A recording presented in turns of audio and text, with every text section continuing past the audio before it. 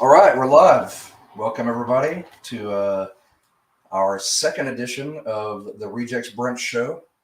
Cody, looks like you got some coffee. Me, I've Yep. got some water with a little bit of caffeinated Mio in it because I need it this morning. Uh, for those of you who didn't know, we were up really late. Um, I say really late, like in my 20s, I would have laughed, but we were up till about 1, a little after It 1, I it think. was almost 1:30 by the time the movie's over. So Yeah, so your younger guys will probably laugh at us, but by 1 thing, we're almost dead. And I could hear it in my uncle's voice too. He was like, "Man, I'm gonna hang with these youngins," but he's probably just as tired. But we made it. We finished the movie. We had our first watch along. It was fun. I enjoyed it, especially getting to talk Trek because that's one of my favorite things. But next time, you should join us. You should totally join us. We're gonna do. I think I'm gonna do Star Trek to the Wrath of Khan director's cut, and I think that'll be fun. But anyway, enough rambling about Star Trek. I'm here with my co-host Cody this morning, and my lovely wife Lindsay, who I'm gonna tell on you, you just crawl out of bed, but it's okay. and Gosh, it's a good thing I'm just a disembodied You were, voice over here with a Google connection. yeah, you were tired. It's okay. It's okay. it's okay. But we all need that sleep sometimes. Totally get it. Mm. But anyway, we're here this morning and we are continuing our James Bond series. We are talking on Her Majesty's Secret Service, which I agree with. I'm going to have to agree with Cody on this. He said that it was like his favorite and probably the best James Bond.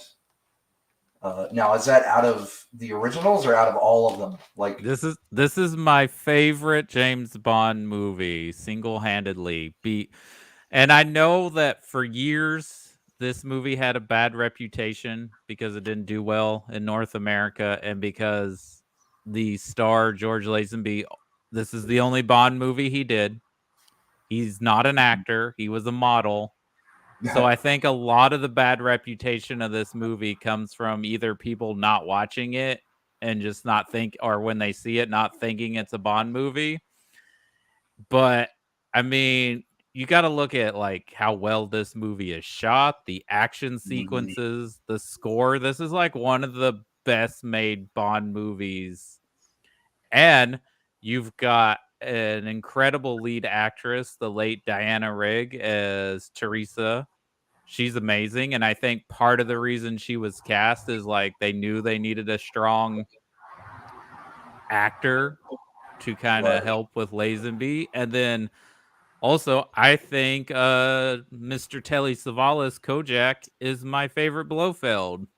He's awesome.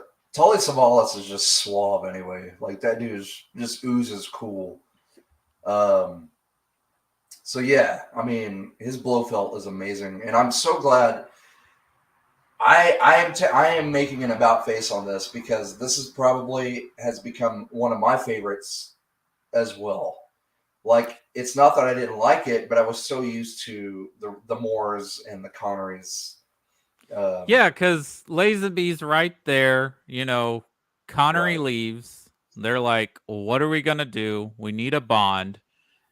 And George Lazenby, like, kind of just walked on set and got himself this role. Like he wasn't someone that was supposed to audition. Like he just knew they needed a Bond.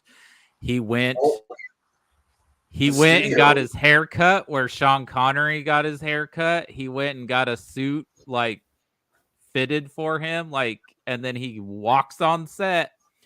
And part of the reason he gets cast is they are auditioning a scene where he's supposed to hit a guy and he actually knocked the guy out. Like, well, Dang, they he went all thought, out for that audition. yeah, the studio thought that he was gay or might be mm-hmm. gay. Why? Because And he's so they pretty. set him up with a woman to test that theory, I guess. I mean, I To guess when they could dispel have just rumors. asked It him, has nothing to do with testing the yeah, theory. to dispel rumors. But like you said, he got his hair cut. He was considered a hippie to the studio. Well, Like he was.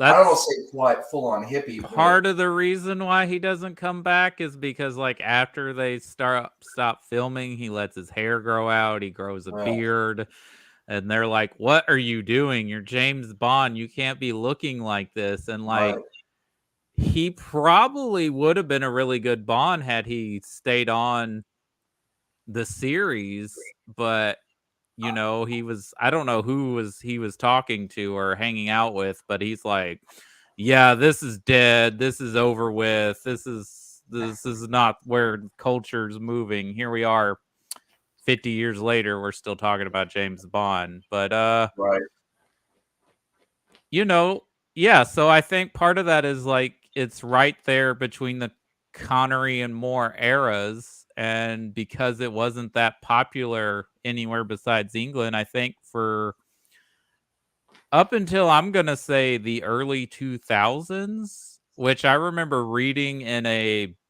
really big movie book that I think was published in the late 90s because they had like Laserdisc recommendations in there. uh, yeah, I read someone going to bat for this movie saying it was a great action film. And if I'm going to disagree with this comment though, but this is what a lot of people were saying that were defenders of the movie at the time was like, oh, well, if Sean Connery had been in this movie, it'd be the greatest Bond movie ever made. I don't think Sean Connery's Bond works in this movie, no, honestly. this No. movie, it has a totally different feeling to it. It's groovier. Yeah, it's groovier. It is very, it's like they took, okay, you can always see the advancement of culture and society in these movies just from the time periods that they're made. You look at the early 60s with Sean Connery, and then you get into the mid to the late 60s, and you can hear it in the music, you can see it in the style, in the cars, The and costuming. yeah, the costuming. You can see the change. And with this, it's right smack dab in the middle of the swinging 60s. And it's like they took advantage of that. Instead of trying to make him completely Macho. macho, completely like Sean Connery. Whatever the standard of machismo was at the time. They were like, we don't have to. There was this grooviness to him, if that makes sense. And everything down to the throwing punches looked better in this movie. Like the fight scenes. Yeah, there's were some so great much fight better. sequences. I gotta say, I don't think they get better till the Craig era, really, like of how they film the action. Right. If you take a look at Moore and Connery and watch them throw punches, and they're still doing the judo chop and the, and and the over the shoulder, the big dramatic cross-body movement. Yeah, and then you look at his, and it's like they're better choreographed. The punches look like they're landing. Do you think it's because he's a little more George physical? Lazenby is Australian and knows how to fight, and Sean Connery's just used to backhanding ladies when they talk to him? Well, I think Possibly.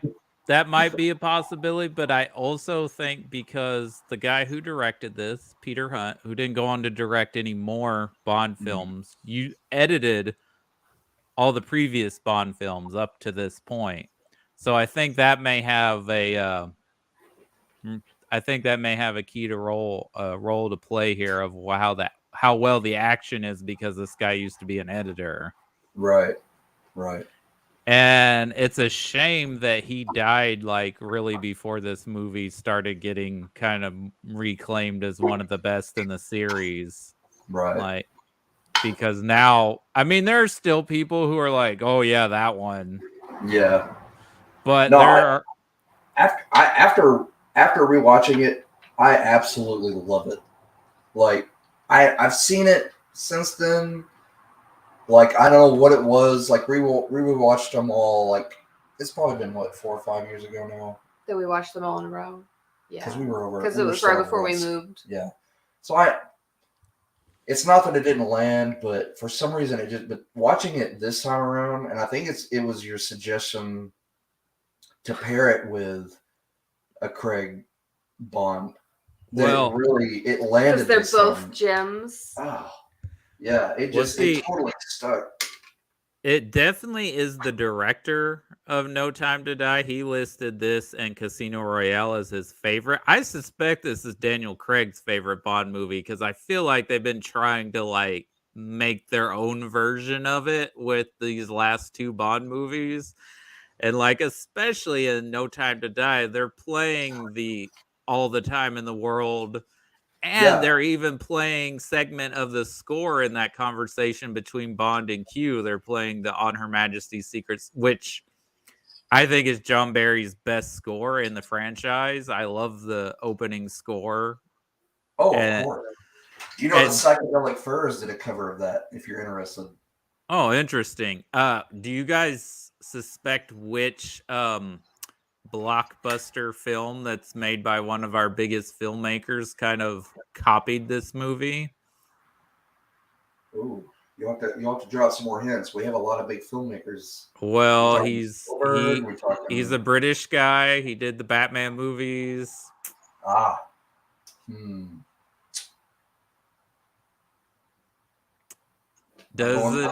Doesn't this film kind of feel? Doesn't it feel like Inception copied a little bit of this movie? I haven't seen it. I can see that. No, we watched Inception. Did we? Oh, did we? You might have. You might have seen Inception. I have not watched it. I'm thinking Tenet.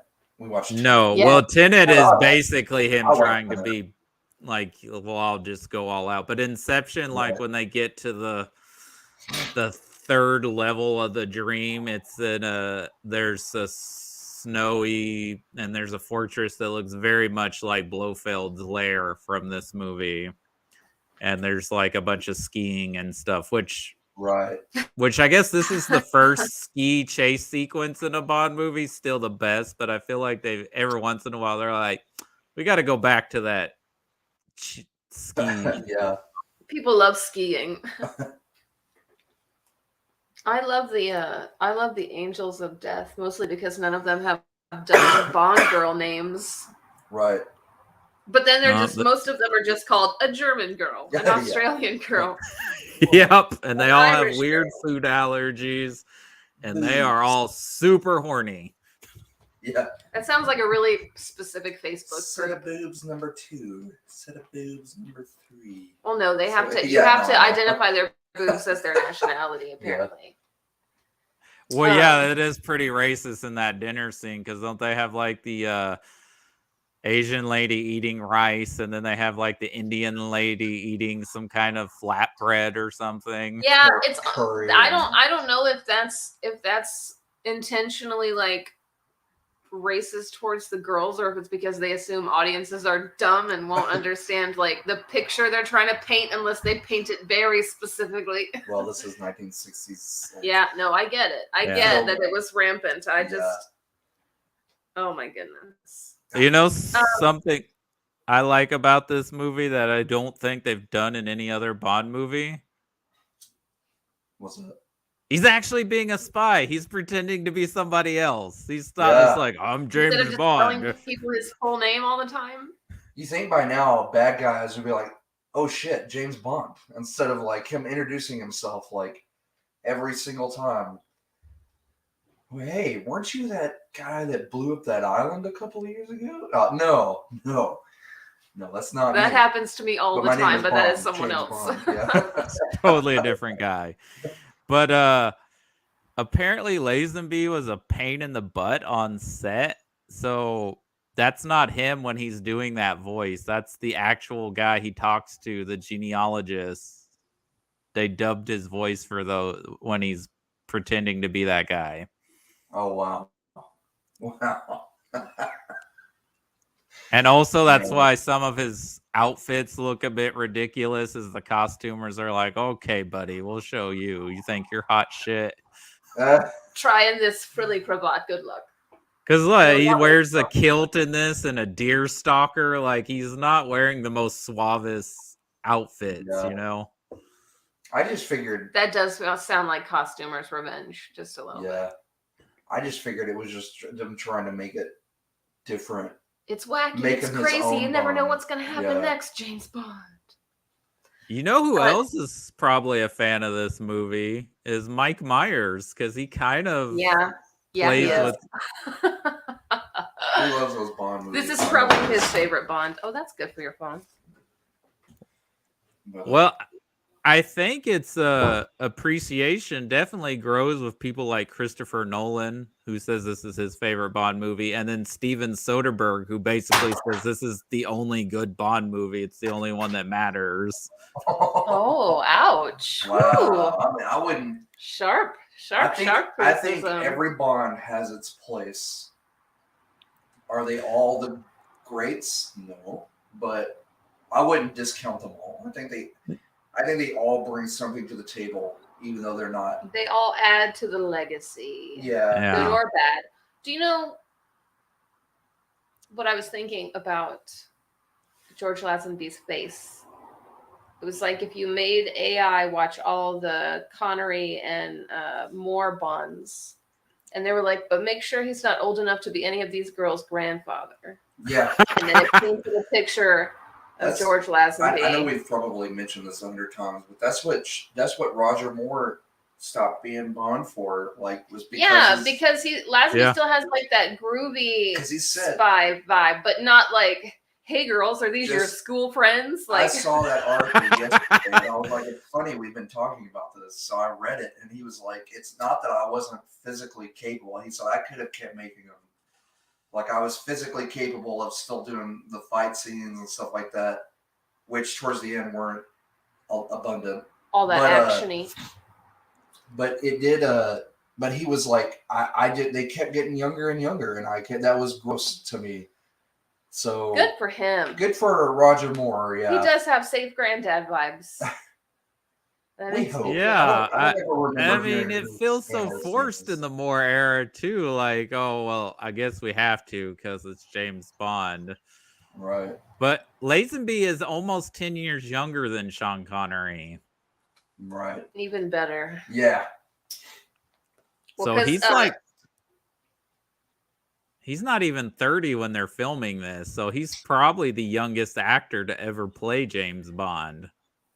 Oh, goodness. That's incredible. And the fact that he wasn't 30, he looks older than 30. He does. I keep forgetting people that are more fit than I am and look better are gonna look younger in age.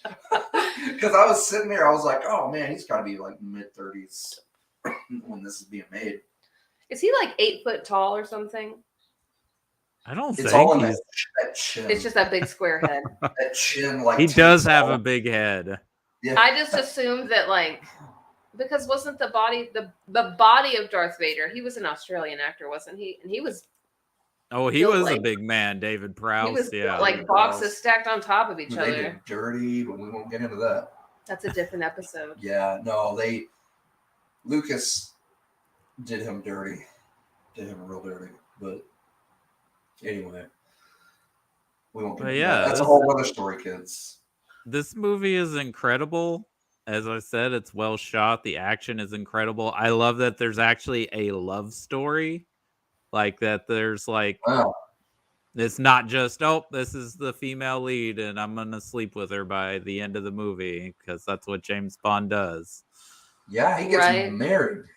He gets married. And look, I had someone kind of comment or disagree with me, because when Diana Rigg died in 2020, I said she was the greatest Bond woman or Bond girl of all time, and someone's like, she's not even in the top 10, she's too skinny. I'm like, well, what are you rating these characters on? I'm rating them on the character. Like, too skinny. Wow, that sounds like a gross scale they have. That can like break in half when the wind blows. Come on, people. I mean, it's unhealthy. I mean, like, and come on, she has to be number one. She's the only one that's been Mrs. Bond. Who else is Mrs. Bond? Yeah, none of them. The rest of them can say that. Jeez Louise. Although she was only Mrs. Bond for a few hours. Sadly. Sadly, which is based on the book. This happens in the book, and a lot of people are like, "Oh, well, this is why Bond's the way he is," even though he was already this way because of the events in Casino Royale as well. Right. But I mean, she's an incredible actress. Like, she was Emma Peel on the Avengers before this. She's amazing even in her older age on Game of Thrones, and you guys gotta watch Last Night in Soho. That's like gotta be one of the top last performances an actor ever gives. Really, I've got it ready, and we just haven't watched it yet. So, and you know what? She was also Miss Piggy's boss. So come on. Right? Yeah, I remember that. Yeah, no, Diana Rigg is amazing, and I think she's the reason this movie is probably as good as it is because, yeah, I love this movie, but Lazenby is not an actor. You can tell, even though I love his little nod of breaking the fourth wall. I know one person who hates it, but I'm like, that's kind of funny that I loved like, it. Are you talking about they're acknowledging it's a different guy as James Bond. Yeah. Where he's Yes. like, this never happened to the other fellow. If you can't be cheeky about it, it's not James Bond. James Bond is always dropping one-liners like that about other things. I thought that was hilarious and great. Like, that was a nice touch. And like you said, the theme song, my favorite is Louis Armstrong's. It is a good song. That song is great, and compared to the other Bond themes, and it's not really a theme because it's an outro. Mm-hmm. The theme is instrumental, so they did a little switch up there. So you get two themes. One's an intro and one's an outro. Yeah, they did this also in From Russia with Love, because For Russia with Love opens with the score, but then they have an actual title track. And yeah, this song All the Time in the World is just the song they did for the movie, but it's not in the title at the opening. And if you're interested, Iggy Pop does a killer version of that. Of All the Time in the World? All the Time in the World, yeah. I like it. Okay, that's a strange choice. It is. It's who was it? Can't remember the artist's name. Could you think of? Would you mind Iggy Pop, All the Time in the World? Okay. He did a collab album with the guy who was doing the Brosnan Bond scores. Are you asking who the song is by? I know it's on the tip of my tongue, and I can see his name. David Arnold. David Arnold. Thank you. That's right. He collabed with artists to do like a. He did "Shaken and Stirred," the David Arnold James Bond project in 1997. Yes, 97. Thank you. And he had Iggy Pop. I mean, there were several artists. Matter of fact, I think that's the one where the Psychedelic Furs that do the cover of Majesty's Secret Service. I'm looking on the Wikipedia. Just one moment. But anyway, interesting takes. So I recommend giving them a listen. Oh, I could be wrong, and if someone knows, correct me. Maybe it's acknowledged in the books, but does he refer to M in this as Admiral? So was M an Admiral before he becomes the head of MI6?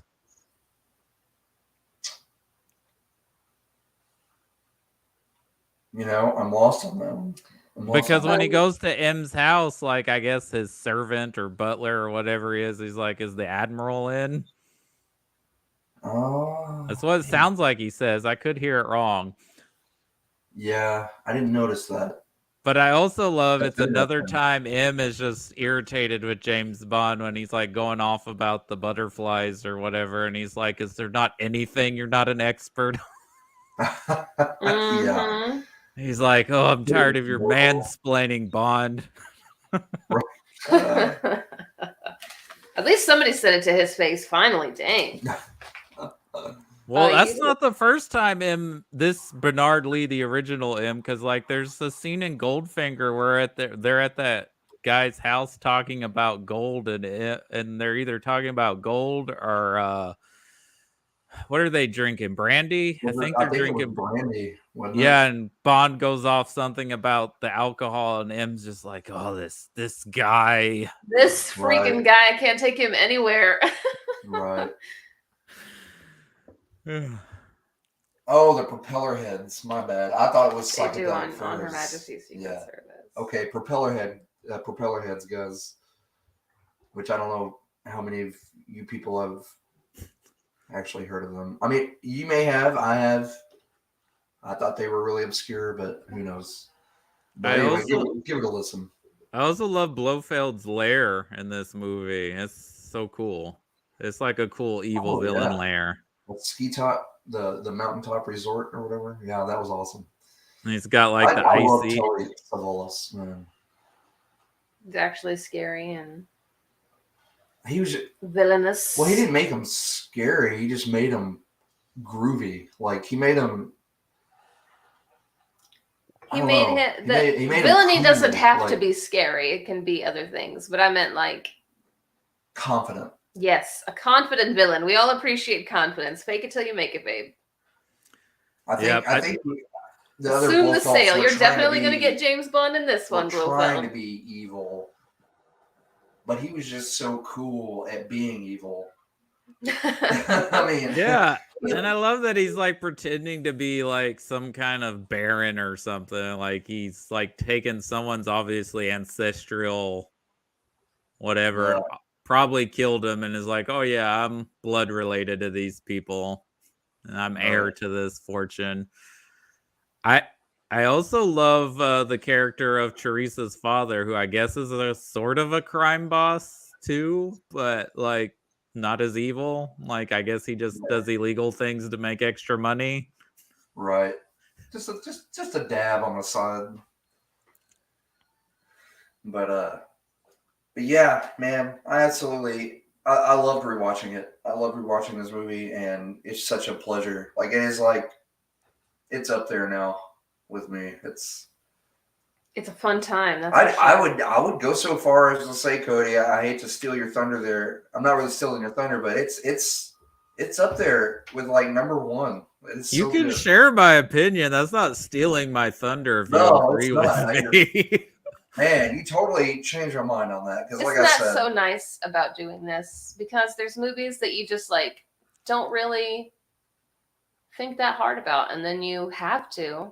Yeah, you got to. It just expands your enjoyment of movies. Yeah. Because there are movies where you just go in and you just like you watch it, and then there are movies you go in and you're analyzing it down to the T, down to the music, to the note. Yeah. But I love this movie. And it's probably, sorry guys, but this dude, old Lazenby, I think he kind of beats out Connery and Moore and those guys. This is my favorite Bond movie, but I'm not going to put Lazenby above any of the other Bonds because you can tell he's not an actor, and it's the movie, the script, everything else is kind of propping him up. Doing a lot of work. Yeah. A lot of heavy lifting. Okay, like he's in the best movie, but I'm not going to say like he's a better Bond than any of the other actors because they got more than one shot at it, and right.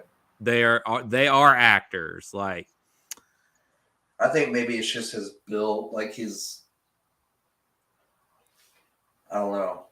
You just got a different swagger to the other Bonds. It is a different swagger. Like it's different from what the Connery swagger is, or the Craig swagger. Daniel Craig is the best Bond. I'll say that now. We don't have to talk about George Lazenby being the best. I would. Yeah. It might be Craig, Lazenby, Connery, Moore. No, Moore gets to go above Connery because he's actually a nice person. Yeah. So I mean, I don't need to edit your list. That's my list. No, you're right. Comparing notes. And I do enjoy some of the Moores over the Connerys. They're very comic book. I'm saying it. Yeah, they're a little more loose. But yeah, 2 thumbs up in my book. It was a great movie. As many thumbs up that can be given. If you haven't ever watched this one because someone told you it was bad, or actually, you know what, my mom told me this was the first Bond movie, and I'm like, really? Because I guess she thought it was the first one because he only did one. Oh wow.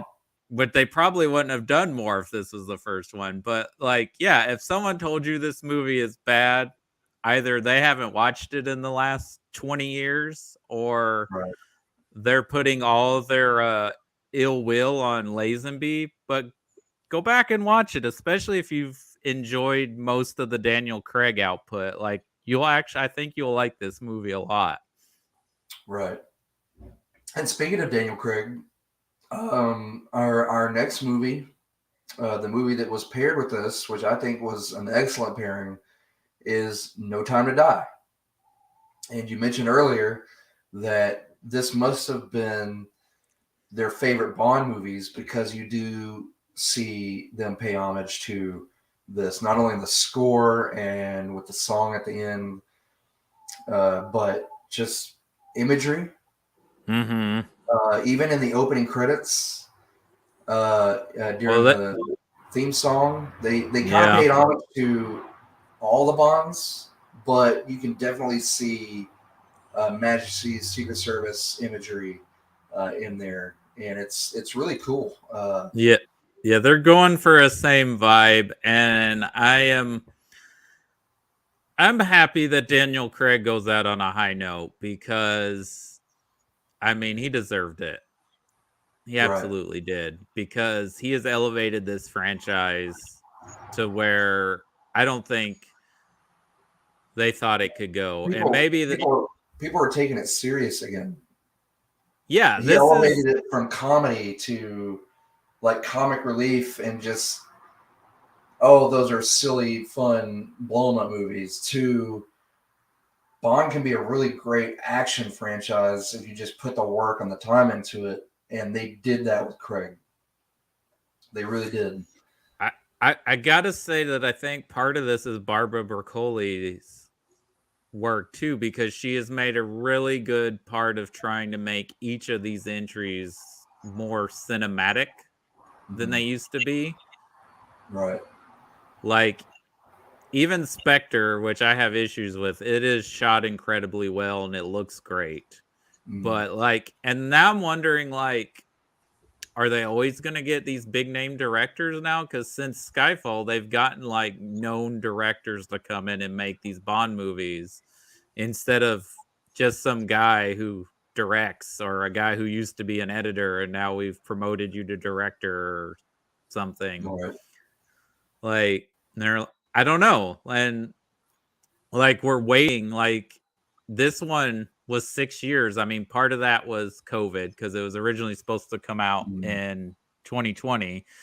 Because I remember someone talking about, like, why did they release the song so early? And it's like, well, they released it like in February, and the movie was supposed to come out in April. So it wasn't like they did it.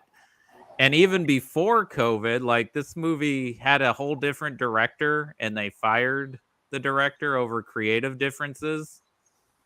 Because I think this movie was originally supposed to come out in 2019, and then they had to completely redo the script. Wow. And then they brought in Phoebe Waller-Bridge to do some touch-ups. And I feel like maybe the inclusion of Lashana Lynch's character, the other 007, that so many bros were like all upset that there's a girl 007. It's like, it's a number. It's a number. She's not James James Bond. They Bond. murder people for a living, so I'm not sure why you think that's exclusive to dudes. She didn't come up and say, well, my name's Jasmine Bond. That would have been bad. Or, like you said, it was a number.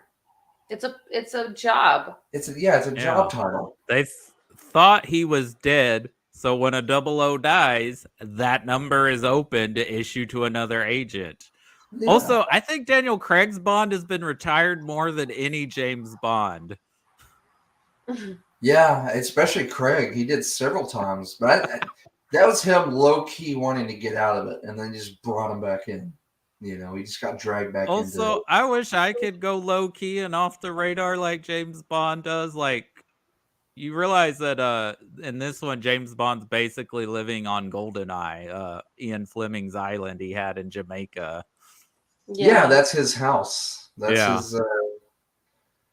his house, Ian Fleming's house, which is really cool. I thought it was a nice touch, but Yeah, I want that outdoor shower. yeah.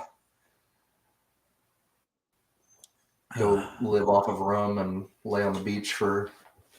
Isn't that everybody's retirement plan? Yeah, dream. But Well, they must live somewhere besides America, or Well, I meant like billions. a pipe dream, retirement dream. There, or they made enough retirement is a riches. meaningless word anymore. Hmm. But I like this movie a lot more the second time than I did the first time I watched it. Yeah, you get a lot more out of it. Like you catch more. Well, you never catch everything the first time you watch it. Right. Well, I think the anticipation also for you dies down because you're like, well, I already know what's going to happen. Yeah. Right. Yeah, I caught more the second time around. But yeah, it's got a great opening. Nice homage to For Your Eyes Only in here, too. With him visiting Vesper's grave. Oh, yeah. Which in For Your Eyes Only was Teresa's grave, but... Right. But yeah, it was a nice touch there. You saw where someone put up a gravestone for James Bond in the whatever mountains, I can't remember. I don't know if it's supposed to be around the place that he blew up or like died, or if it was where his Vesper's headstone was at. But someone paid for and put up an actual headstone with James Bond's info on it and everything. Do you think it was Daniel Craig? Yeah, maybe it was Daniel Craig secretly putting up his own. He's like, no more. Yeah. That's another thing I like. I don't know how the fandom in general is feeling about it, but it makes total sense that James Bond would have a kid, right? All those years of philandering, he's gonna have a baby. I'm surprised he doesn't have more children, to be honest. Right. And of course it's a daughter, because what's gonna happen to a misogynist? What child is he gonna have? He's gonna have a girl. Yep. Yep, because it's gonna be like that. But Daniel Craig's Bond is so nice. I mean, like, he's still James Bond, like, but you know, he goes to Cuba where we have a little Knives Out reunion, and James Bond just does the mission. He doesn't, like, you know, if this was a Roger Moore, Sean Connery Bond movie, you know what would have happened. Mm-hmm. And it's just a fun little action sequence, and she's great just for the however long that scene is she's in, and then it's like, all right, I'm done. Yeah. But yeah, I guess I'll say it was the perfect ending for Bond. Like, it was a great note for him to go out on. Yeah. I mean, and I think it's quite a move, and it makes sense for this Daniel Craig era since they have been so connected, each of them. Like, it's the only time in the franchise where they're interconnected like this, and which is why we take a detour, I felt like, even though we were doing the directors, because I felt like because this one is so much trying and homaging On Her Majesty's Secret Service, I was like, we got to pair this one, so we got to go and watch all the Craigs before we get to No Time to Die. Right. And that was just a great pairing. Like, I'm sitting here in my brain trying to comprehend the fact that I went and watched this with the Tenacious D movie, The Pick of Destiny. And it's been that long ago. Not this, but we started Casino Royale. Yeah, like how long Casino Daniel Craig Royale. has been James Bond. No Yeah, wonder he- Daniel Craig is tired of being James Bond. That's a lot. That's a long Yeah. time. That's a long. That's It's, a life, you know. 15 years. 15 years, 5 movies. He's now beaten Roger Moore's record for years of being James Bond. With only 5 movies, and Roger had 7 7 in 12 years. Dang. Ooh. Yeah. And that's why I think like everyone wants to dreamcast all these different actors, and most of them, yeah, usually a lot of the Bonds are that age when they cast. But if it's gonna be like 4 to 5 years between each movie now, They need to be I think younger. they got to go with someone a little bit younger. Yeah. I think we should let multiple Dreamcast James Bond movies be made in like the next 10 years as fast as whoever can pump them out. So we should have Just a one-off. Just chaos at the end. Whoever wants to do it for however many movies with whatever studio, just Lazenby go the shit out ham. of it, yeah. Yeah, there you go. Just everyone gets a turn. We get a Why Elba. We get a Idris Elba one. We get a Lady Bond. If they run out of ideas, just go back and remake the classic Bonds, update everything, and then give someone give a different person a chance for each one. Or a movie where in each scene James Bond is played by a different person. Nice. They actually did that with a movie. And they're just like, is it Here I Am? It's a movie about Bob Dylan, and they had about Bob Dylan's life, and they had all these different actors and actresses come in and play him. Tilda Swinton played him in one scene. Kate Blanchett played him in one scene. That's where I think James Bond needs to go. All these different people played him. Is it called Here I Am? I used to have it at the show. I had it on DVD. I'll look it up for you. But yeah, I think it should just be chaos and just cram-packed full of Bond. And then the Bond discourse will never end because everybody will argue about who is the better Bond just in the last however many years. Look that up. I was telling you, I don't know how much you heard, but I was talking about a Bob Dylan movie that was made right years ago, with it was Christian Bale, Kate Blanchett, Richard Gere. There's like, it's supposed to be different points of Bob Dylan's life played by different actors. I gotta say, I think Kate Blanchett was the best Bob Dylan. Yeah, she was. She looked and acted. She pulled it off. She pulled it off. It's a weird movie, but I kind of dig it. But you know, it's something else? I'm Not There. I'm Not There. Yeah. You know what this movie also did? It actually made the romance between him and Madeline Swan work, because like I did not buy it in Spectre, but like in this one I'm like, okay. Yeah. Even though Lea Seydoux is a little too young to be playing opposite Daniel Craig, like it's like almost. That's also another nod to a long-standing Bond tradition, I guess. Right. Yeah, like the Bond gets older, the Bond girls stay the same age. Yeah. Gross. Okay, Matthew. But yeah, I really think that like now she's up there with the Bond women, right? Because like before I'd have been like, whatever, fine. But now with No Time to Die, like they really. And like I liked Christoph Waltz better as Blofeld in this one, I guess, because he's just kind of being like Hannibal Lecter this time and just in the shadows.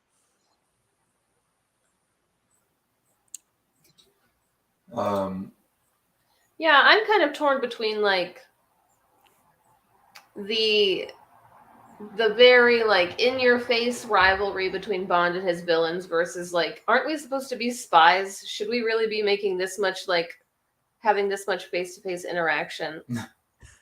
Don't you want a shadowier villain? Because they're scary. The less you see of something, the scarier it is, because the less you know about it. And then a villain that like lays out his whole plans and then goes into the other room and expects his henchmen to make sure you're dead. Bond, yeah, which is never going to happen. And why is it an elaborate way to kill them? Why don't just shoot them in the face? Boom. Okay, he's dead. Yeah. Let's get back to our evil doing. Laser beams. Mark that off of my villain to-do list. I'm done with that thing. I'll send another guy after us.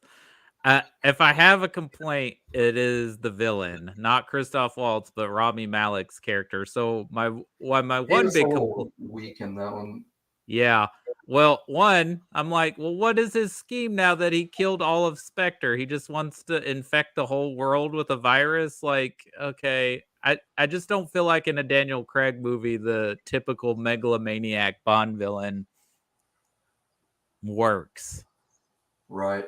And how old is Rami Malek's character? Right? supposed to be? Because, like, does 'Cause he he not age? Because wasn't He he was grown around when when she that was a girl was kid? little. It And looks then exactly she's the dating same. Bond, going out with Bond. Like, what?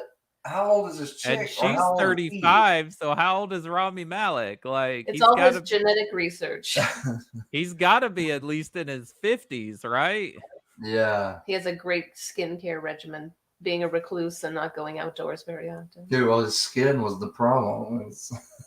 when he I slowly do like rotted. the evil lair, though. I do like the evil Oh, lair. really? Awesome. Yeah, they. I was watching where even that layer paid homage to On Her some of the Majesty's. later Bonds. Yeah. I feel like it's got a little bit of Dr. No vibes, too, especially with his outfit he's wearing. Yeah, the guys with the suits and stuff. That was an homage to Dr. No. Oh, I also don't really like the Russian scientist that's the mole. He feels like a Borat character to me. Like, I kept expecting him to say, "My wife." Yeah, my wife. But I do love that he, like, just gets straight up murdered when he makes his racist comment. Oh, Yes. She's like, after she figures out, like, the virus is in the thing, and she's like, and you're dead. Yeah. I'm done with you. No need, no more use. But yeah, man, I don't know what else to go on. I mean, Did you notice the Hall of M's? Yeah, I did catch that. You see a picture of Judi Dench and Bernard Lee. I don't know if you see the other M. I think his name was Ralph Brown. He did a few mores and the two Daltons. Yeah. I love that. I thought that was a great touch. We get to see Q's apartment or flat. Yeah, more of Q, and I really like. I think this was brought up last time. I like how the team kind of comes together, and it feels like a Mission Impossible movie. Yeah, I love not the with Bond. dynamic.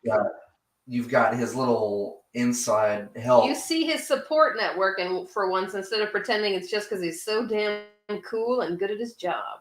Right. Yeah, like M, Tanner, Moneypenny, Q. I love that they're all like part of the team and helping. Yeah. And that was honestly, do you think they should recast all these characters, or should all these people be allowed to come back and still be part of the MI6 team? I think they should come back because they did it with the others. Judi Dench was there for Brosnan's run on up through Craig's, and nobody said a damn thing about it. You know, it was a little odd, but it's there. I think if the James Bond actor gets to make multiple movies as Bond, then if you cast a whole team, they get to be the team for a lot longer than. I really liked Ralph Fiennes. Yeah.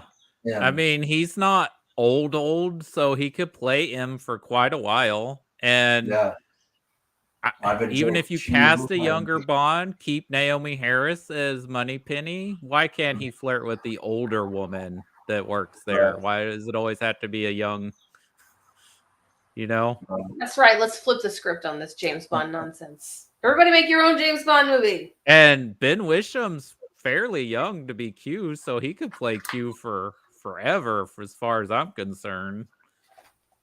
Right. Yeah, I'm ready. In between Paddington, he can be Q. Yeah. Paddington comes first, damn it. And then, yeah. I haven't seen that yet. You haven't seen the Paddingtons? Now Oh, I used to eat up the cartoon, the claymation back in the day. That was part of my morning regiment was Paddington, and I loved it. So well, you got to get on those, man. They're so good. Yeah, I haven't seen the new ones yet. I was low key adult excited when I first saw that they were coming out because I'm like, oh, I remember Paddington. That was one of my favorites, along with Babar. But I have not seen any Babar stuff. Yeah, I don't think they've probably not tried to update history. I don't know how deep we'll dive into that one. Yeah, I don't know how great Babar is, but I remember liking it as a kid, but I haven't watched it since I was like single digits. Right. Okay. Trying to think. If you've seen that live action Jungle Book movie and you think, "Ooh, that was rough," the British India is a bad place to set a children's movie. Then, man, Babar definitely should not have been what it was. Yeah. Are you talking about the live action one from the 90s? Yes, I am. Not the recent live action one that Disney did? No, I haven't seen that one. Who cast It's actually one of the better Asian ones. character instead of but there's also Andy Serkis did one for Netflix. But I've only seen the Disney one. Right. No, I haven't seen the new one yet. No, I was definitely we had the one from the 90s on VHS. I remember watching that one. Yeah. I thought that one was boring. Like I never could. I think I made it through like a couple times and then tried to watch it as an adult. I watched it once in the theaters as a child. I think it's got the guy that played Bruce Lee in it, right? He's Mowgli.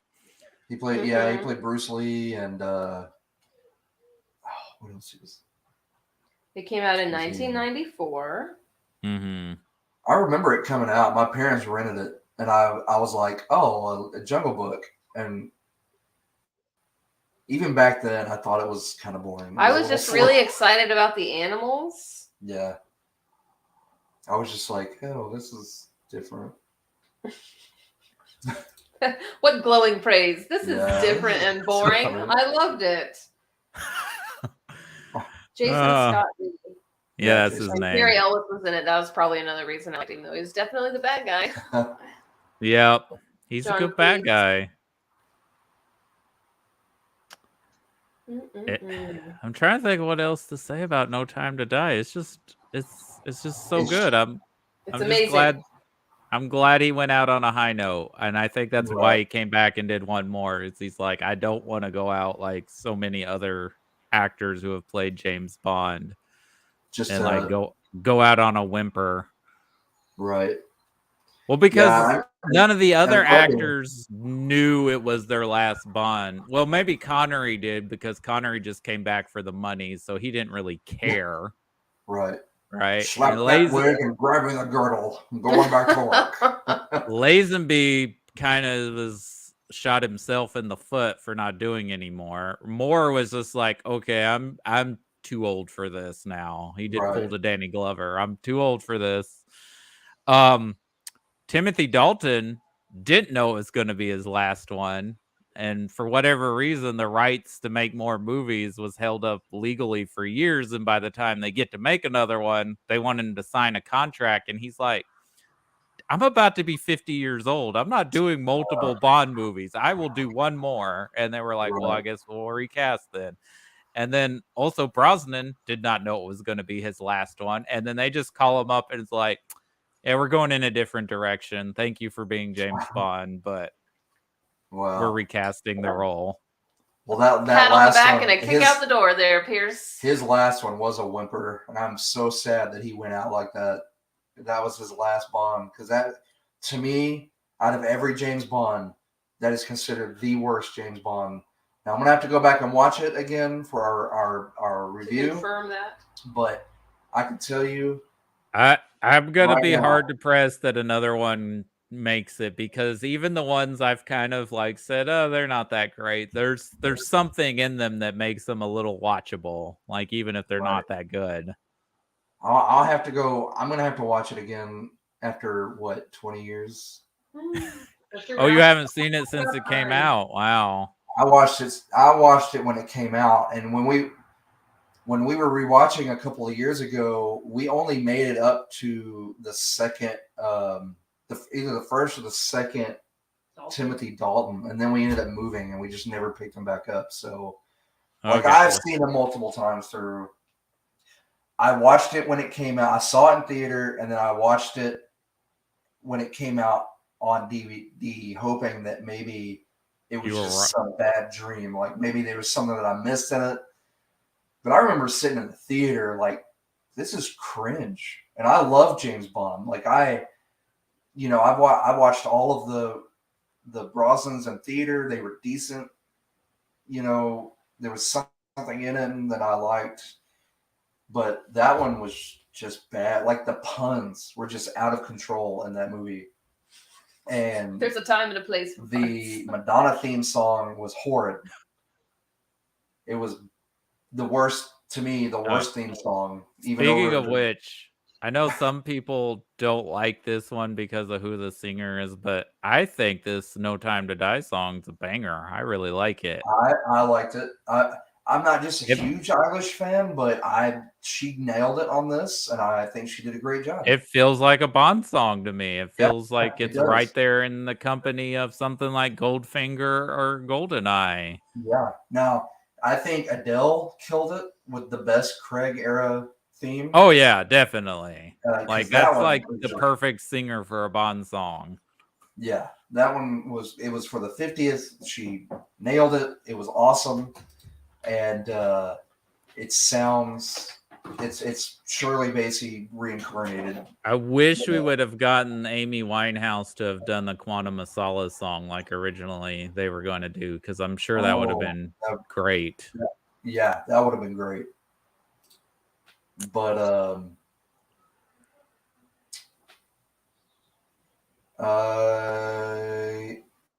yeah, I mean, they're both. I'm glad. I really am glad that you paired these two movies, because from now on, if anybody asks me like, what would you watch together, I'm going to pair these two together. You're in for a long night. Watch all the Craig movies, but watch them up to that point, and then go back and watch Secret Service, and then watch No Time to Die. Because it really was. I've been telling people about this for like all week. I'm like, hey man, we're gonna watch these movies. You know, tell them online, and they're like, well, that's an odd pairing. And I'm like, it does sound like an odd pairing, but wait until you watch them and you'll totally understand it. It really isn't an odd pairing, because I feel like the Craig era has tried to mimic what they did in On Her Majesty's Secret Service. Like Casino Royale is very much in the same company as that film. Right. And they tried it in Spectre and it didn't quite work. And so they did it in this one, and they did it exceedingly better.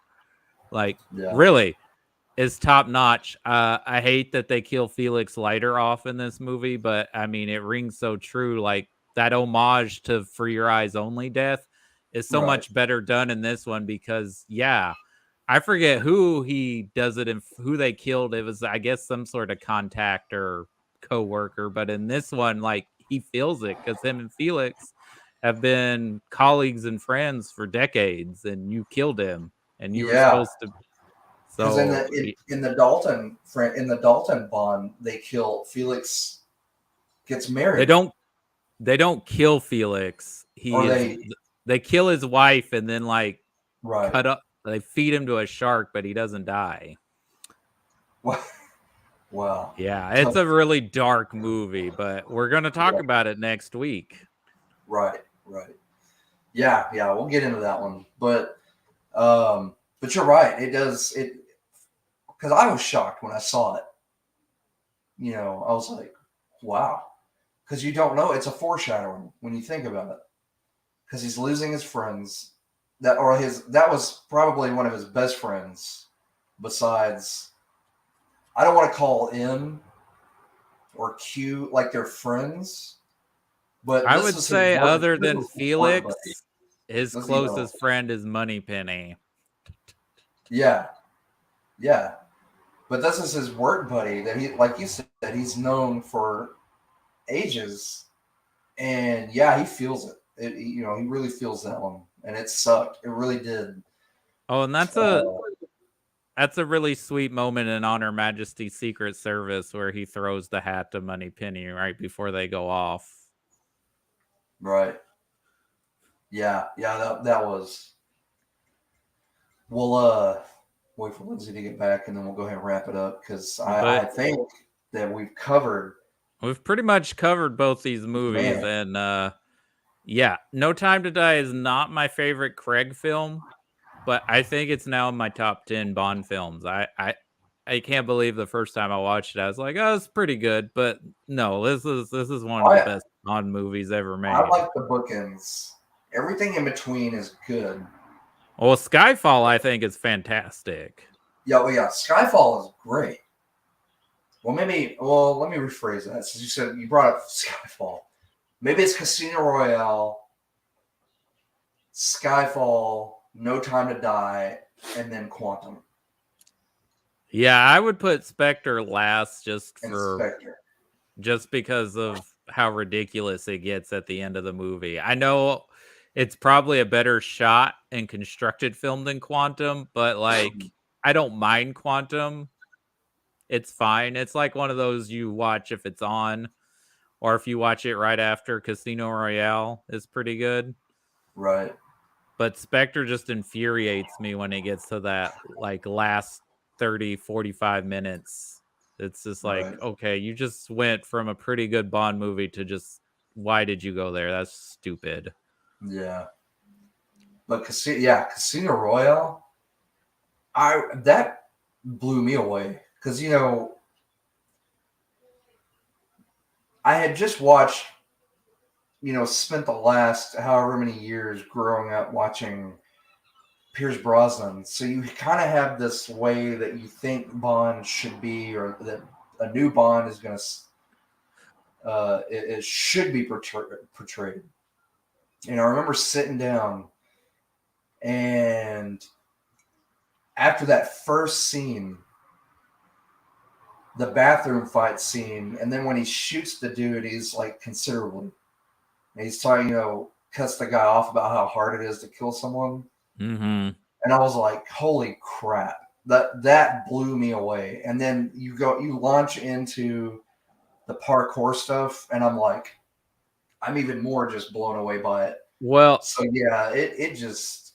I don't think we ever thought the Bond franchise would be that good again, because it was the peak of what it was in the 60s. It kind of created the modern action movie that we know today. Right. And then it kind of fizzled into parody with the Roger Moore era. And then I think the Dalton era is better than people remember, but I think at the time people weren't ready for it. And I think it largely got ignored because it's at the bookend of the Moore era. Because those two movies, and we'll get into them, but those felt more like action-y 80s action movies than they did classic Bond movies. Right. So it's like they tried to change them at that point, but like you said, people probably were not ready for them. They were not ready for that advancement with Bond.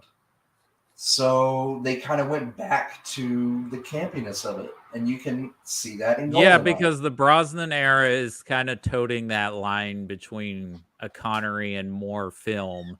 Right. And for the next 30, 40 years, Bond is just trying to copy what's popular in cinema. They right. Especially in the Moore era, but I think even in the Dalton, even in the Craig era, they're trying to mimic things that are popular. Casino Royale could be as equally credited because it comes out at the same time as Batman Begins. And then I think the Bourne franchise has an impact on, but I feel like not only did they advance the character to make him more human, I think they were like, we got to get these movies back to where they feel truly cinematic, and it's an event every time you go to see a Bond movie. Like, it's something you want to. Because I think for a while it was just like, oh, we cranked another one out. Here's a fun adventure with your favorite spy. Right. Here's him slapping more women on the ass and saying man talk. Mm-hmm. What new car is he Fake gonna punching have? people. I think it just came. I think it really boiled down to why. That's why the gadgets got so big, is because the gadgets they took on a life of their own. Like, you're going into it like, oh man, what kind of gadgets am I going to get to see? Because that became a spectacle as well, you know. Well, there's also the marketing for children's toys. If you have a lot of cool boom boom sticks, Mhm. Dude, And you got to remember, up until the Dalton era, these movies were rated PG.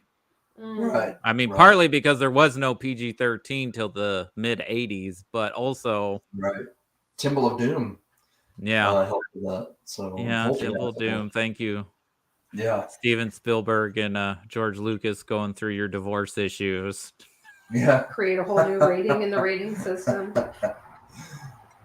Well, I think we did a great job with talking about these two movies. They are both excellent. Thank you, Cody, for suggesting that we pair these two. You pair movies together so well, Cody. Yeah, like, I mean, Cody is actually been the one. Like, I suggested Bond, but Cody was like, "Well, let's watch them in these pairings by directors," and it's been wonderful. Like, you know, we've seen them a million times, but getting to watch them by director and in these pairings, and then getting to with new context. Yeah, deep dive on them with new context. It's been fun. Like, it's been a whole new spin on James Bond. So I'm excited to get in. We're actually getting pretty close to the. Yeah, we're gonna power through. We got like a lot more, but we're power throughing, and this one's gonna be well, not the roughest. It's just the most movies. The last one will probably be the roughest, and I apologize that we're ending with the Brosnans and the ones that aren't GoldenEye, because we already did GoldenEye.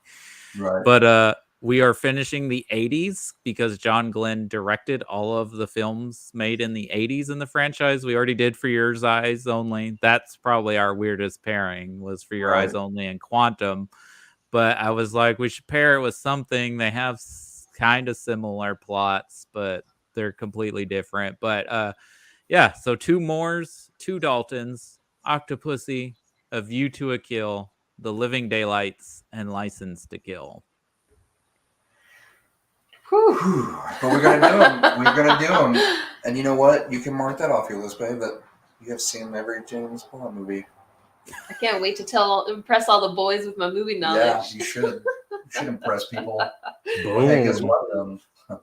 Watch their James Bond. Yeah.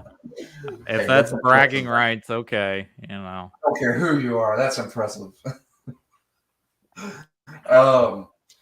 But anyway, yeah, we'll be back next Sunday with some more brunch talk, and I want to give a shout out to everyone, the tens of people who showed up last night to watch Star Trek. Here next time.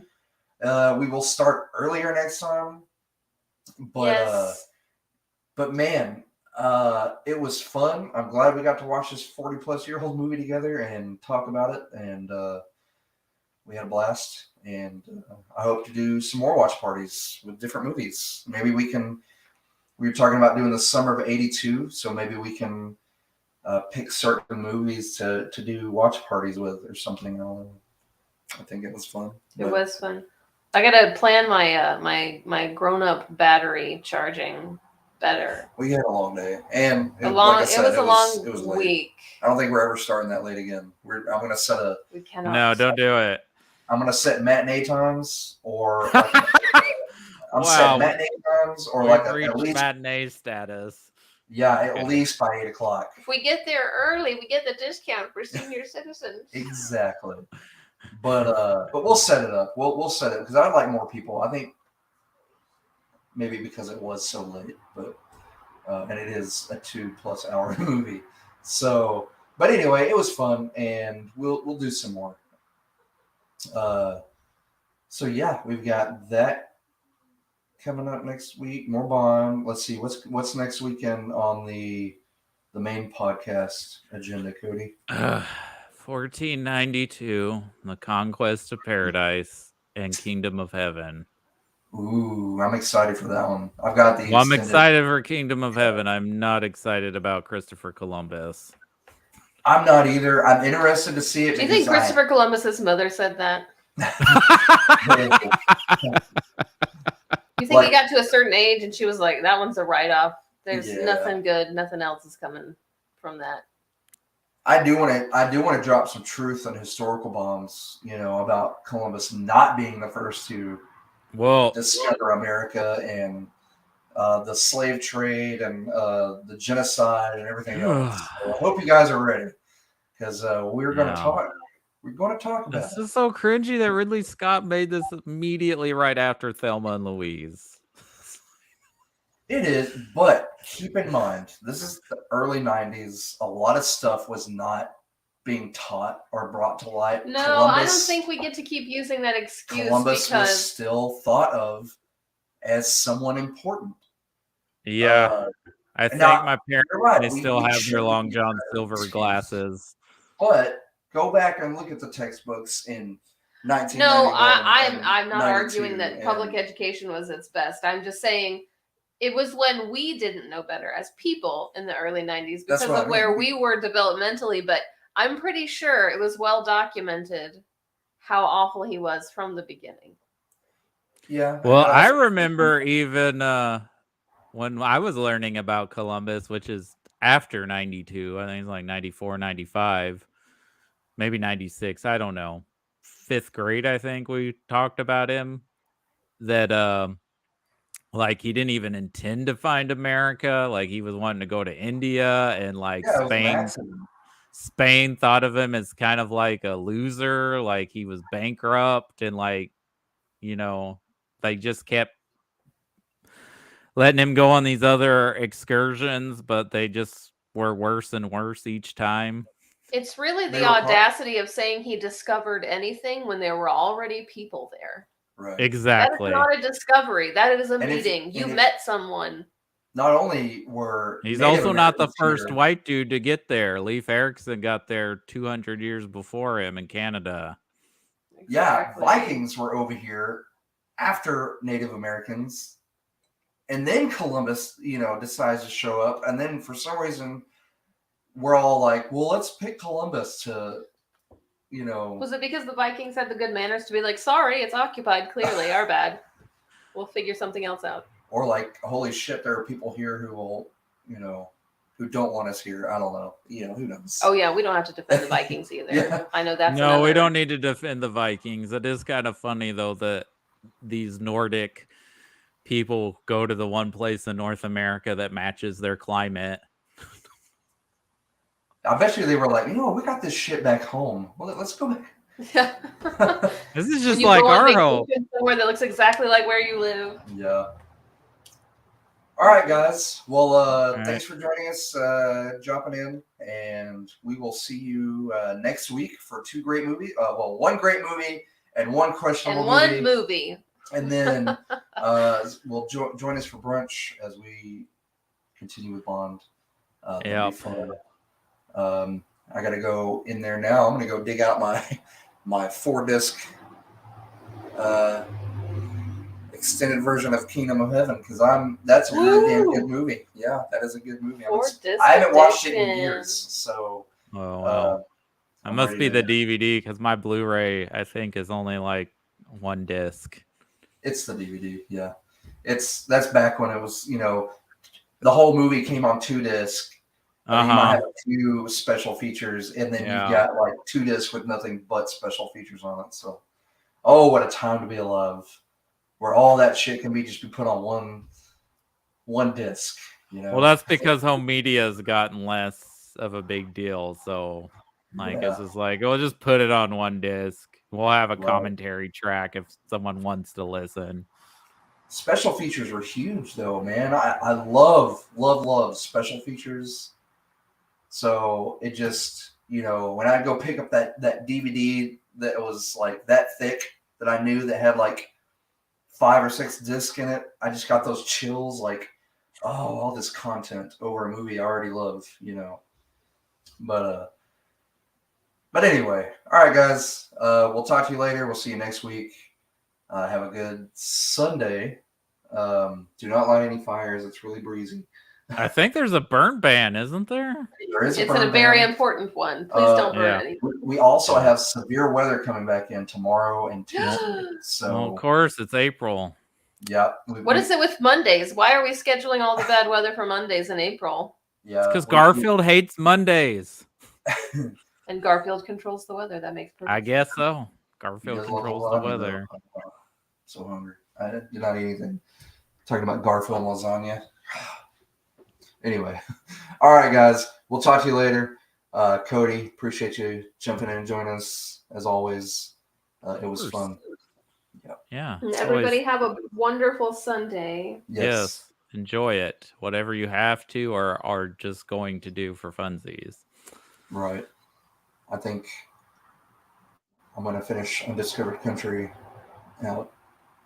Oh, you're powering through them. Okay, cool. Yeah. Well, I just before the 5th, but before the release of the motion picture director's cut, I was like, that's coming up, so I kind of want to watch them. So I went back and I just did them out of order. I watched Search for Spock, and then I watched Voyage Home with the commentary, which was interesting. And then was that because we didn't have a choice but to watch it with the commentary? Yeah. And then I started Undiscovered Country last night. I'm going to finish it, and then I'm going to do not Voyage Home, Final Frontier, which I enjoy. I like that movie. It gets hate like the motion picture, but when we finally do go into that movie, I'll tell you that the studios screwed over William Shatner big time on that movie, and it didn't. That's why it did not go over well. But anyway, I'm gonna leave it there. I'm gonna not get on my soapbox about Star Trek. You don't have enough time today, Christopher. I will leave you guys alone. Peace out. Goodbye, everybody. Thanks for watching.